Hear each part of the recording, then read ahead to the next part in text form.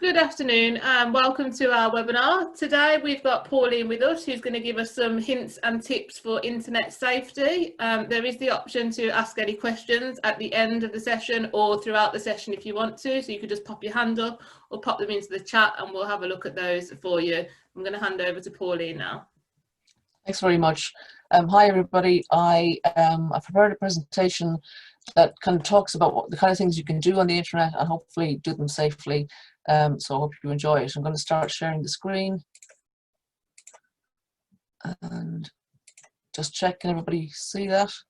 Just wait till it goes to big screen. Yep. Can everybody see that okay? Okay, great.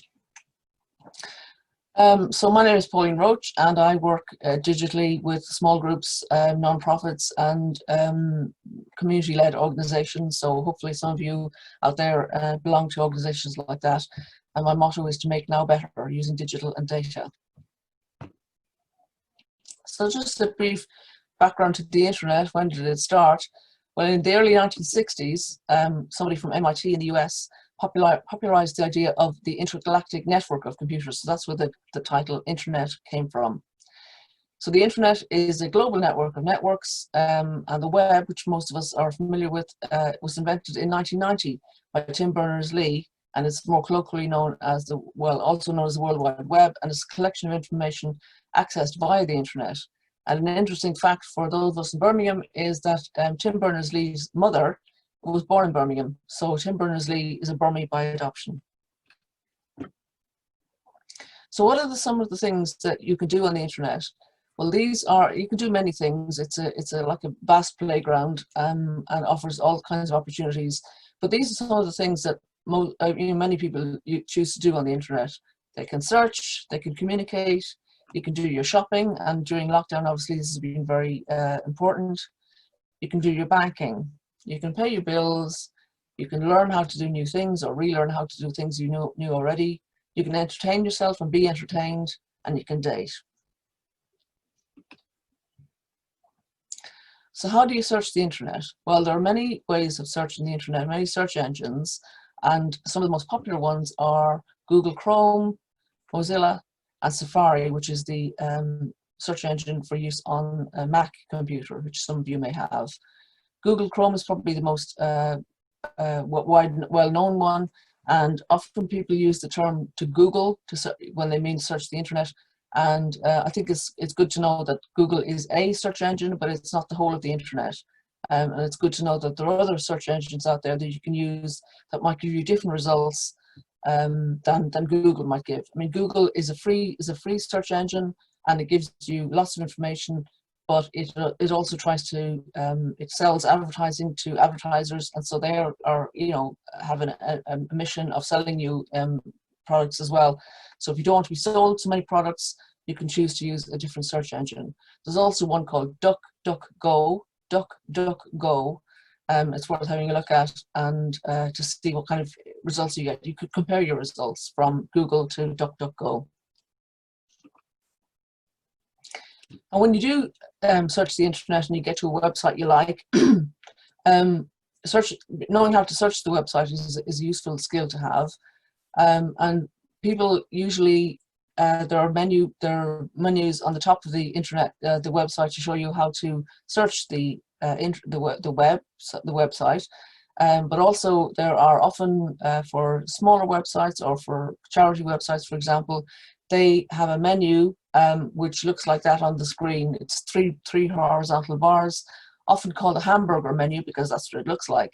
So you can use the menu, click on the menu, it drops down and it gives you the different sections of the website.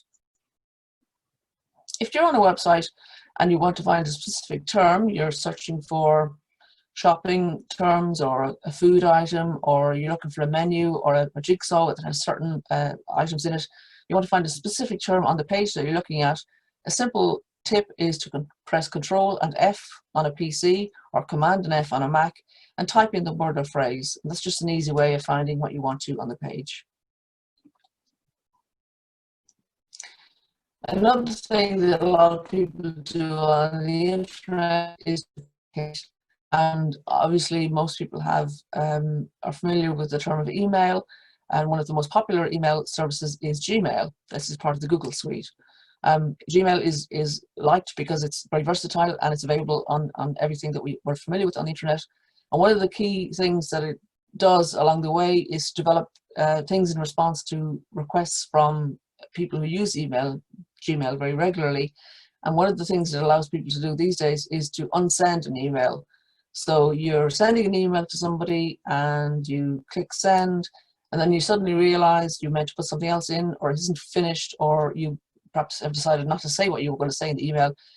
You can set it so that within up to 30 seconds you can unsend the email, and that can be very handy. I know I've used it many times. Other ways of communicating on the internet are to use communication apps, and this is something that, again, during lockdown we've all become very familiar with. And some of the more popular communication apps are WhatsApp, Skype, and Zoom. And WhatsApp, while most people are familiar with using it on their phone, is also available on your screen, on your internet, on your laptop, for example, or your desktop computer, and you can search for the web app that shows you how to use WhatsApp, and it can be very useful to have it on your screen. Another thing that people find very popular on the internet is to do shopping. And again, during lockdown, shopping online has become more and more popular. Obviously, we want to make sure that you shop safely when you're shopping. So our recommendation is, when you are shopping, not to shop on a site unless it has HTTPS. And you can see on the screen, on the picture, on the address of the website, it has HTTPS and a padlock icon on the left-hand side, and that's usually on the left or right of the URL, the reference number, the address of the website on the address bar. So look for those two things when you're shopping, to make sure you shop safely, and that the website itself is set up to make sure that you're protected while you're shopping, that your payment is protected, etc. Good to know that. Another thing we can do online is banking. I think in the early days of the internet and banking, people were a bit nervous about trusting their banking to do it online. They prefer to go into the bank. But these days, banking online is becoming more and more popular. It's quick. It's usually free unless you're in a specific type of banks. Most high street banks are usually free. It allows you to pay your bills and transfer money without having to visit or call into your bank. Some safety tips on banking: don't reply to emails claiming to be from your bank that ask for personal details or passwords. Banks won't do that. They also won't phone you up and ask you for your password or PIN or anything like that. So it's better safe than sorry. If you get a phone call or an email and you're worried about it, contact the bank separately from the email, or phone them up and check it out. But it would be highly irregular, I think, for any bank to do this. Also, if you are using your online banking, always remember to log out of your online banking session. If you're online, and especially if you're sharing your computer with somebody else, do remember to log out of your session. And also, I would recommend that you do not use online banking when you're away from a trusted computer. So I wouldn't do it when I was out shopping, for example, myself. I would always use the computer at home, the one that I knew was safe and had antivirus protection on it as well. Something other people do on the internet is to pay your bills. And if you bank online or by phone, you can pay your bills directly. Again, this is quick and easy, and you're in control of exactly what you pay and when. And the tip here is to remember to pay your bills on time, because even though you might go to pay your bill on the day it's due, the bank might not pay it that day. So you need to make sure you pay in time when you're paying online. But you can go to the website of the organization that you need to pay a bill to, and you can pay directly through them if you're banking online. Learning. We all like to keep our minds occupied, and it's good to learn new things. And online you can learn many different things. There's lots of providers providing free or low-cost services, classes and exams online. So you can learn what you want and whenever you feel most productive. Personally, sometimes I'm best at midnight, but you can do this when you want, at the weekend, in the evenings, when you have time and when you feel most able to do it. And with the help of e-learning, which is what it's called, e-learning, electronic learning online, you can attend classes and take exams online at your home. Another thing to do online is entertainment. You can watch or listen to anything online anytime you want. And these are some examples of the kind of things you can do online. You can watch movies, you can watch TV shows, play catch up on your shows using iPlayer or any of the other terrestrial TV channels that offer services. You can play music, listen to music, and watch your favorite sports. Someone earlier today was asking me about listening to the Sky News online. So all you have to do is go to the Sky News website, and they have a watch online, or listen online, or watch live button. The terms of the buttons usually vary, but it's usually fairly obvious on the homepage, and the word to look for is live. Dating. Some of us may like to date online or start our relationships that way, and there are systems that exist for people to find and get to know potential connections over the internet, usually to develop personal, romantic, or sexual relationships. And again, obvious safety things are, not to meet somebody without telling somebody else where you're going and who you're meeting. But online dating is very popular and is very easy to do. So just some final roundup of tips of how to stay safe online. Passwords are very important. Some advice that people give is to use something like 3 words that aren't associated, like horse, wall, flight. So you put 3 words together that nobody else would think of together, because 3 words are harder to crack than 1 word or numbers on their own. But do remember not to share your passwords, because if you do, it can expose your private data to risk. So remember to make strong passwords and then don't share them with anybody else. So yesterday on the internet, I told people that I was going to be giving this talk tomorrow on beginners internet hints and tips, and I asked for other people to suggest what their favorite hint or tip was for people new to the internet.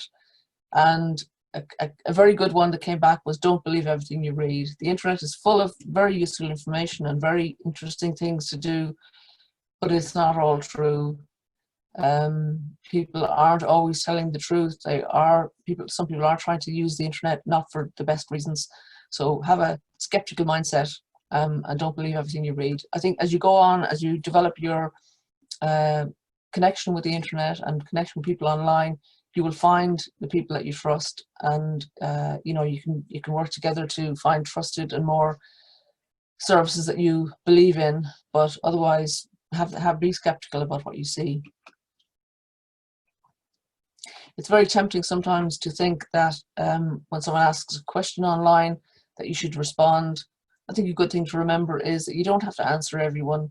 It's okay to decide not to respond. Just see something, as it says in the cartoon. Tim is on the internet. He sees something that offends him, but he ignores it and moves on with his life. Good move, Tim. So remember, you don't have to respond to everything online. It can take up a lot of time for one, and it's not always good for your mental health. Coming to the end of the presentation, the formal presentation, a word about social networking, which a lot of us do online. This is some information about the most popular social platforms at the moment. And as you can see, Facebook, with 2.4 billion users worldwide, is the most popular social platform. And if you add to that Facebook Messenger, which is 1.3 billion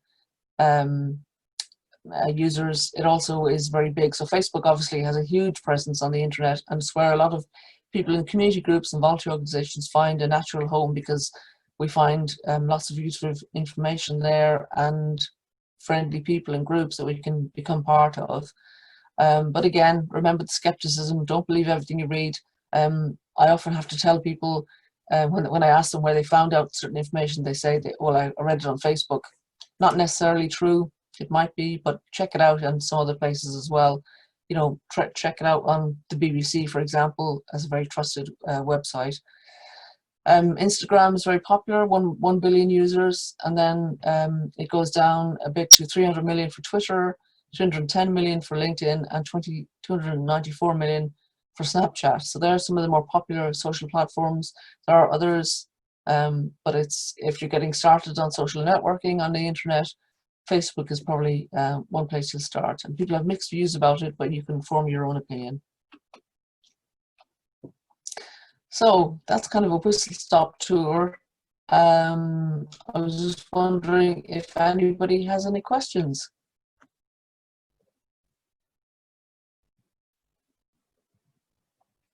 Don't think we have any questions, Pauline, but I'll give people a minute if anyone wants to type anything on the chat.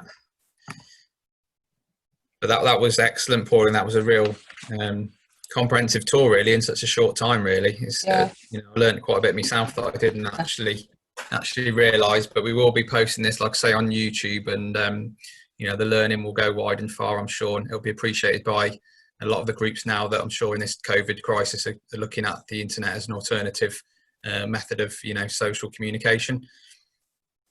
So no, we've got no questions. It's good to remember about YouTube that it is after Google, it is the second biggest, the second largest search where people do searches online. So people do use YouTube an awful lot for just finding out things, how to do things, and you'd be surprised at how detailed an answer you can get on YouTube. That people have done videos for the tiniest things, how to fix a screw, how to unblock a sink, how to go shopping safely, that sort of thing. So YouTube is a good source. Again, use your discretion, use your skeptical head, and ask yourself, is this really true, and compare and see, kind of shop around on the internet and see if you can find things to back up your what you've been told. One other great website is Snopes, snopes.com. It's an American website, and if you hear something, sometimes you get stories on the internet of things that seem very surprising or amazing. They're not always true, so it's good to go to a website like Snopes and find out if it actually is fake news. That's a great tip, Pauline. Okay, well, unless you've got anything else to add, Pauline, I think we'll leave that there. And did you want to add anything, Sam? No, just to say thank you, Pauline. Thought it was really interesting. Like Gary said, it's covered a lot of bases, and I hope that people do find it interesting. Pauline's popped her details there as well, so I'm sure she's happy if people have got any questions after watching the video. Are they okay to contact you via email, Pauline? I'm very happy to hear from any of your group members who want to contact me. My email is Pauline Roche, PAULINE ROCHE .news@gmail.com. Very happy to hear from anybody in the groups. Yeah. Lovely, that's great. Thank you very much. Thank you very much, Pauline. It was a pleasure. We'll catch up again soon. Thank you. Thank you.